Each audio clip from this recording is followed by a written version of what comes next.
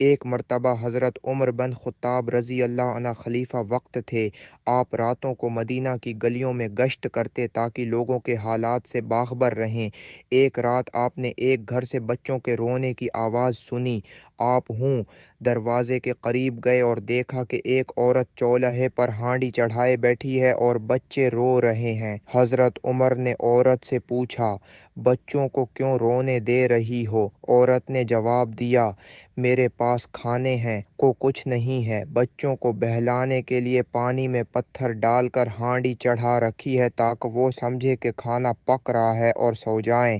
خود اپنے کندھے پر آٹا، گھی اور دیگر اشیاء لے کر آئے اور اس عورت کے گھر پہنچے۔ انہوں نے خود کھانا پکانے میں مدد دی اور بچوں کو کھلایا۔ عورت نے کہا، کاش مسلمانوں کا خلیفہ بھی تم جیسا ہوتا۔ حضرت عمر خاموش رہے۔ بعد میں عورت کو بتایا گیا کہ یہ خود خلیفہ وقت حضرت عمر بن خطاب ہیں۔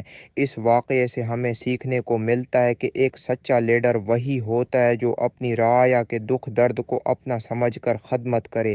ہمیں بھی چاہیے کہ ہم دوسروں کی مدد کریں، خصوصاً ان کی جو خاموشی سے تکلیف میں ہوتے ہیں۔ اسلام ہمیں ہمدردی، عدل اور احساس کا سبق دیتا ہے۔